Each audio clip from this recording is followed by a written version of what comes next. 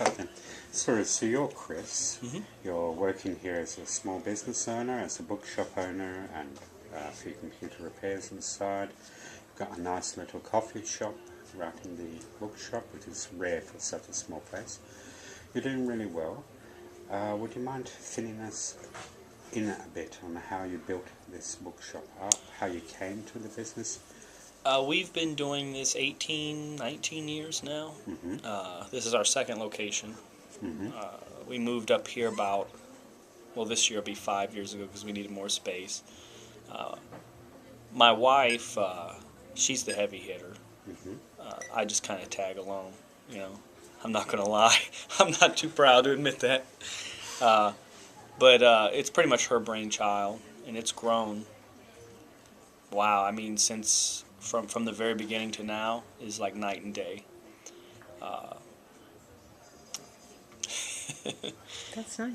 And it is nice. But from day to day, every day you learn.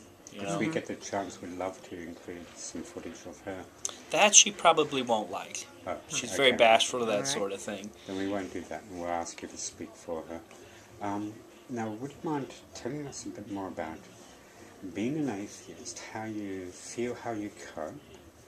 And again, because you've got a double-edged problem there, hitting you from two sides at once. As a small business owner and as an atheist, you've got it hard both ways. You're coping with long-term depression of just working your guts out to make a living together. How do you cope personally? How do you cope with being in an area where there's some hostility towards you being an atheist, let alone towards reading books? Well, you feel alone. Yeah. I do.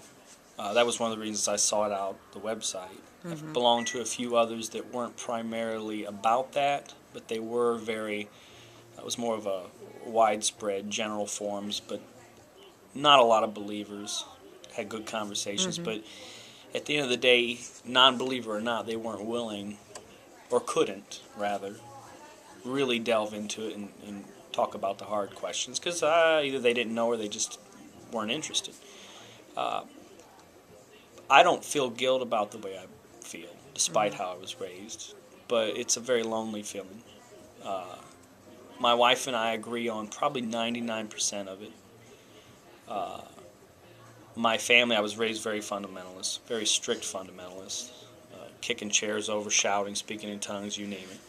Everything but handling snakes, thank God, no pun intended. But they, that's the big deal for me, is it's very lonely. My sister is also an atheist, but she doesn't have a lot of interest in the philosophical side of it, metaphysics and whatnot, so it's kind of no conversation there. Do you have other siblings? No. I do, but so none that are really around.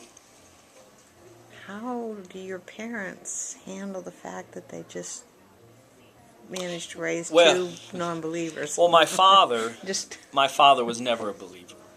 Oh. He's passed away. He died about 10, 12 years ago. He made several references. The only time I ever saw him in church was like a Christmas play or something like that. Sure. He made several references growing up about Jesus being a crutch, much to the chagrin of my mother. But the church that we attended up till about, 7, 8 years ago, it all ended very badly, a lot of politics and whatnot. And it really soured my mother on the whole thing, too. Now, I honestly don't know what her feelings are on God, but she has never objected to the way I feel and agrees with much of it, despite I think she still believes in God.